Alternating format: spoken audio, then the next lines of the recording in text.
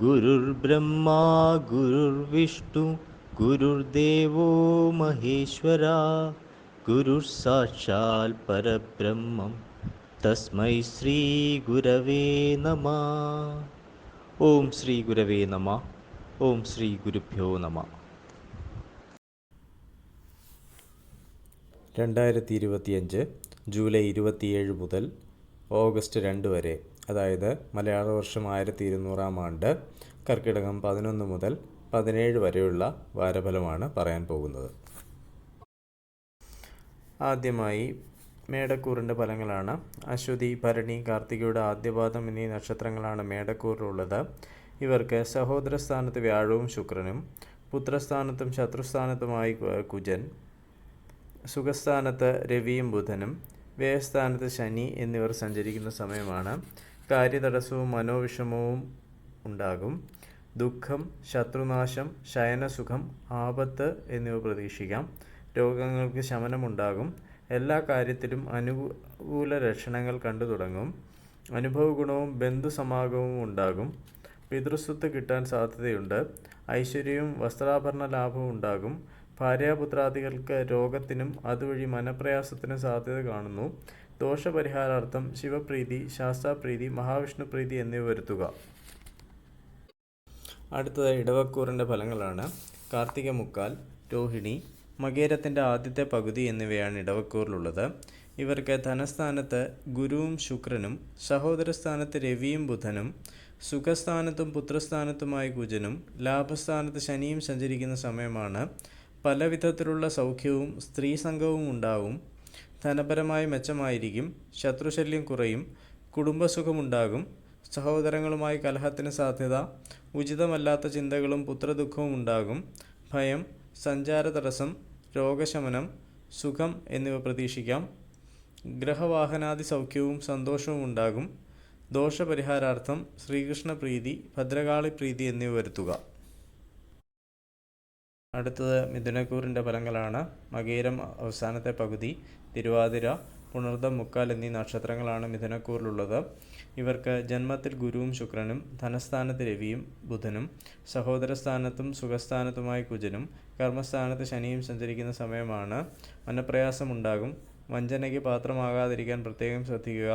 കാര്യവിജയം, ഭയം, ദുഃഖം എന്നിവയ്ക്ക് സാധ്യത. സ്ഥാനഭ്രംശത്തിനും ഉദരരോഗത്തിനും സാധ്യത കാണുന്നു. സംസാരം കൊണ്ട് ഗുണാനുഭവങ്ങളും ഐശ്വര്യവും ഉണ്ടാകും. ധനപരമായ ബുദ്ധിമുട്ടുകൾ പ്രതീക്ഷിക്കാം. മൃഷ്ടാന്ന ലാഭവും കളത്രസുഖവും ഉണ്ടാകും. കർമ്മഗുണം കുറയും. രോഗങ്ങൾ വർദ്ധിക്കാൻ സാധ്യതയുണ്ട്. ദോഷപരിഹാരാർത്ഥം ശിവപ്രീതി, ശാസ്താപ്രീതി, മഹാവിഷ്ണുപ്രീതി, ഭദ്രകാളിപ്രീതി എന്നിവ വരുത്തുക. അടുത്തത് കർക്കിടകക്കൂറിൻ്റെ ഫലങ്ങളാണ്. പുണർദം അവസാന പാദം, പൂയം, ആയില്യം എന്നിവയാണ് കർക്കിടകക്കൂറിലുള്ളത്. ഇവർക്ക് വ്യയസ്ഥാനത്ത് ശുക്രനും വ്യാഴവും, ജന്മത്തിൽ രവിയും ബുധനും, ധനസ്ഥാനത്തും സഹോദരസ്ഥാനത്തുമായി കുജനും, ധർമ്മസ്ഥാനത്ത് ശനിയും സഞ്ചരിക്കുന്ന സമയമാണ്. ദേഹപീഡയും കോപവർദ്ധനവും ഉണ്ടാകും. കർമ്മതടസ്സം, വസ്ത്രലാഭം, ഭയം, സഞ്ചാര തടസ്സം എന്നിവ ഉണ്ടായേക്കാം. ധനപരവും സന്തോഷവും ഉണ്ടാകും. വാക്കുകൾ നിമിത്തം ദോഷത്തിനും സഞ്ചാരക്ലേശത്തിനും സാധ്യത കാണുന്നു. കർമ്മഗുണം കുറയും. വിവിധ മാർഗങ്ങളിലൂടെയുള്ള ധനവരവിന് സാധ്യത. പിതൃതുല്യരായവർക്ക് അരിഷ്ടതകൾക്ക് സാധ്യത കാണുന്നു. ദോഷപരിഹാരാർത്ഥം ശിവപ്രീതി, ശാസ്താപ്രീതി, മഹാവിഷ്ണുപ്രീതി എന്നിവ വരുത്തുക. അടുത്തത് ചിങ്ങക്കൂറിൻ്റെ ഫലങ്ങളാണ്. മകം, പൂരം, ഉത്രത്തിൻ്റെ ആദ്യപാദം എന്നിവയാണ് ചിങ്ങക്കൂറിലുള്ളത്. ഇവർക്ക് ലാഭസ്ഥാനത്ത് ശുക്രനും വ്യാഴവും, വ്യയസ്ഥാനത്ത് രവിയും ബുധനും, ജന്മത്തിലും ധനസ്ഥാനത്തുമായി കുജനും, അഷ്ടമത്തിൽ ശനിയും സഞ്ചരിക്കുന്ന സമയമാണ്. പുത്രന്മാർക്കും ബന്ധുക്കൾക്കും അരിഷ്ടതകൾക്ക് സാധ്യത. സുഖാനുഭവങ്ങൾക്ക് സാധ്യതയുണ്ട്. മനസ്സന്തോഷമുണ്ടാകും. സ്ഥാനപ്രാപ്തിയും വസ്ത്രാഭരണ ലാഭവും പ്രതീക്ഷിക്കാം. വിദ്യാർത്ഥികൾക്ക് പഠനത്തിൽ അലസത ബാധിക്കാം. ഭാഗ്യദോഷവും അർത്ഥലാഭവും ഉണ്ടാകാം. അനാരോഗ്യം, കാര്യവിജയം, മാനക്ഷയം, മൃഷ്ടാന്നലാഭം എന്നിവയ്ക്ക് സാധ്യത കാണുന്നു. തൊഴിൽ രംഗത്ത് ബുദ്ധിമുട്ടുകളും പ്രയാസങ്ങളും ഉണ്ടാകും. ദോഷപരിഹാരാർത്ഥം ശിവപ്രീതി, ശാസ്താപ്രീതി, ഭദ്രകാളിപ്രീതി, ശ്രീരാമപ്രീതി എന്നിവ വരുത്തുക. അടുത്തത് കന്നിക്കൂറിൻ്റെ ഫലങ്ങളാണ്. ഉത്തരം മുക്കാൽ, അത്തം, ചിത്തിരയുടെ ആദ്യത്തെ പകുതി എന്നിവയാണ് കന്നിക്കൂറിലുള്ളത്. ഇവർക്ക് കർമ്മസ്ഥാനത്ത് ശുക്രനും വ്യാഴവും, ലാഭസ്ഥാനത്ത് രവിയും ബുധനും, വ്യയസ്ഥാനത്തും ജന്മത്തിലുമായി കുജനും, കളത്രസ്ഥാനത്ത് ശനിയും സഞ്ചരിക്കുന്ന സമയമാണ്. അനുഭവഗുണം വർദ്ധിക്കും. കർമ്മഗുണം ഉണ്ടാകും. ഭാഗ്യസിദ്ധി, മാനക്ഷയം, ശാരീരികമായ സുഖാനുഭവങ്ങൾ, അധിക ചെലവ് എന്നിവയ്ക്ക് സാധ്യത കാണുന്നു. ഉഷ്ണരോഗങ്ങൾക്കും ശത്രുശല്യങ്ങൾക്കും സാധ്യത. കുടുംബസുഖം ഉണ്ടാകും. സന്താനഗുണം കുറയും. തൊഴിൽ രംഗത്തെ കലഹത്തിന് സാധ്യത. ഭാര്യാസുഖം കുറയും. അലച്ചിലിന് സാധ്യത കാണുന്നു. ദോഷപരിഹാരാർത്ഥം ശാസ്താപ്രീതി, മഹാവിഷ്ണുപ്രീതി, ഭദ്രകാളി പ്രീതി എന്നിവ വരുത്തുക. അടുത്തത് തുലാക്കൂറിൻ്റെ ഫലങ്ങളാണ്. ചിത്തിരയുടെ അവസാനത്തെ പകുതി, ചോതി, വിശാഖം, മുക്കാൽ എന്നിവയാണ് തുലാക്കൂറിലുള്ളത്. ഇവർക്ക് ഭാഗ്യസ്ഥാനത്ത് ശുക്രനും വ്യാഴവും, കർമ്മസ്ഥാനത്ത് രവിയും ബുധനും, ലാഭസ്ഥാനത്തും വ്യയസ്ഥാനത്തുമായി കുജനും, ശത്രുസ്ഥാനത്ത് ശനിയും സഞ്ചരിക്കുന്ന സമയമാണ്. അനുഭവഗുണം വർദ്ധിക്കും. രോഗശാന്തി ഉണ്ടാകും. ദാമ്പത്യ സൗഖ്യം ഉണ്ടാകും. സർവ്വസൗഭാഗ്യസിദ്ധിയും കുടുംബസുഖവും ഉണ്ടാകും. ധനപരമായി മെച്ചമായിരിക്കും. മനോദുഃഖത്തിന് സാധ്യത കാണുന്നു. സന്തോഷം, കാര്യതടസ്സം, ഭാഗ്യസിദ്ധി, മാനക്ഷയം എന്നിവയ്ക്ക് സാധ്യതയുണ്ട്. കർമ്മ പുരോഗതിക്കും സ്ഥാനലാഭത്തിനും യോഗം കാണുന്നു. ദോഷപരിഹാരാർത്ഥം ഭദ്രകാളി പ്രീതി വരുത്തുക. അടുത്ത വൃശ്ചികക്കൂറിൻ്റെ ഫലങ്ങളാണ്. വിശാഖം അവസാന പാദം, അനിഴം, തൃക്കേട്ട എന്നീ നക്ഷത്രങ്ങളാണ് വൃശ്ചികക്കൂറിലുള്ളത്.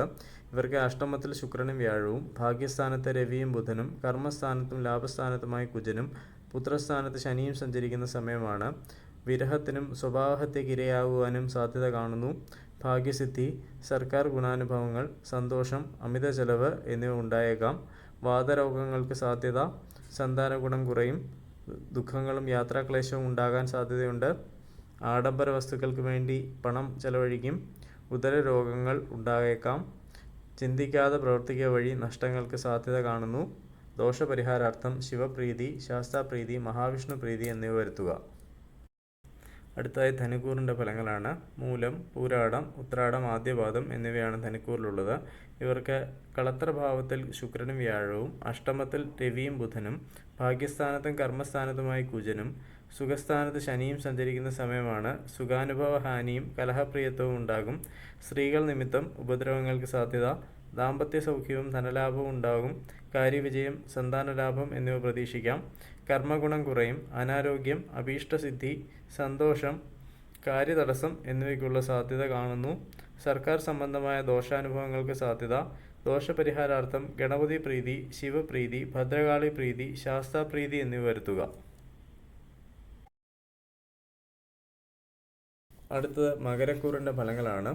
ഉത്രാടം, മുക്കാൽ, തിരുവോണം, അവിട്ടത്തിൻ്റെ ആദ്യത്തെ പകുതി എന്നിവയാണ് മകരക്കൂറിലുള്ളത്. ഇവർക്ക് ശത്രുസ്ഥാനത്ത് ശുക്രനും വ്യാഴവും, കളത്രസ്ഥാനത്ത് രവിയും ബുധനും, അഷ്ടമത്തിലും ഭാഗ്യസ്ഥാനത്തുമായി കുജനും, സഹോദരസ്ഥാനത്ത് ശനിയും സഞ്ചരിക്കുന്ന സമയമാണ്. ശാരീരിക അധ്വാനം വർദ്ധിക്കും. രക്തസ്രാവം സംഭവിച്ചേക്കാം. അഗ്നി, ആയുധം, വാഹനം എന്നിവ സൂക്ഷിച്ച് കൈകാര്യം ചെയ്യണം. അർത്ഥനാശവും പരാജയവും ഉണ്ടാകാൻ സാധ്യതയുണ്ട്. സ്വജനവിരോധവും മനോദുഃഖവും പ്രതീക്ഷിക്കാം. രോഗവർദ്ധനവിന് സാധ്യത. ശത്രുശല്യം വർദ്ധിക്കും. സഹോദരഗുണവും അഭീഷ്ടസിദ്ധിയും ഉണ്ടാകും. ദോഷപരിഹാരാർത്ഥം ശിവപ്രീതി, ഭദ്രകാളി പ്രീതി, ഗണപതി പ്രീതി, മഹാവിഷ്ണു പ്രീതി എന്നിവ വരുത്തുക. അടുത്തത് കുംഭക്കൂറിൻ്റെ ഫലങ്ങളാണ്. അവിട്ടം അവസാനത്തെ പകുതി, ചതയം, പൂരിട്ടാതി, മുക്കാൽ എന്നിവയാണ് കുംഭക്കൂറിലുള്ളത്.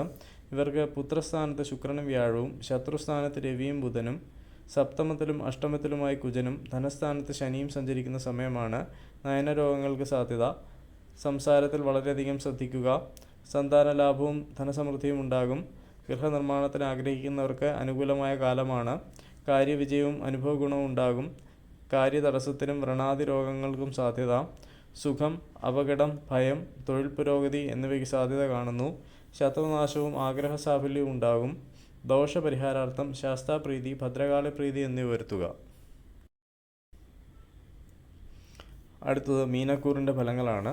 പൂരിട്ടാതി അവസാന പാദം, ഉത്രട്ടാതി, രേവതി എന്നീ നക്ഷത്രങ്ങളാണ് മീനക്കൂറിലുള്ളത്. ഇവർക്ക് സുഖസ്ഥാനത്ത് ശുക്രനും വ്യാഴവും, പുത്രസ്ഥാനത്ത് രവിയും ബുധനും, ശത്രുസ്ഥാനത്ത് കളത്രസ്ഥാനത്തുമായി കുജനും, ജന്മത്തിൽ ശനിയും സഞ്ചരിക്കുന്ന സമയമാണ്. മനപ്രയാസം വർദ്ധിക്കും. ആരോഗ്യനില തൃപ്തികരമായിരിക്കുകയില്ല. ശത്രുനാശം, മൃഷ്ടാന്നലാഭം, അഗ്നിഭയം, ബന്ധനം എന്നിവയ്ക്ക് സാധ്യത. ദാമ്പത്യ കലഹവും വയറുവേദനയും ഉണ്ടായേക്കാം. ജപധ്യാനാദികൾക്ക് മുടക്കം വരാൻ സാധ്യതയുണ്ട്. സുഖഭംഗം ഉണ്ടാകും. അധികാരികളുടെ പ്രീതി നേടാൻ സാധിക്കും. വൃഥായാത്രയും കഷ്ടപ്പാടുകളും ഉണ്ടാകും. ദോഷപരിഹാരാർത്ഥം മഹാവിഷ്ണു പ്രീതി, ശിവപ്രീതി, ഭദ്രകാളി പ്രീതി, ശാസ്താപ്രീതി എന്നിവ വരുത്തുക.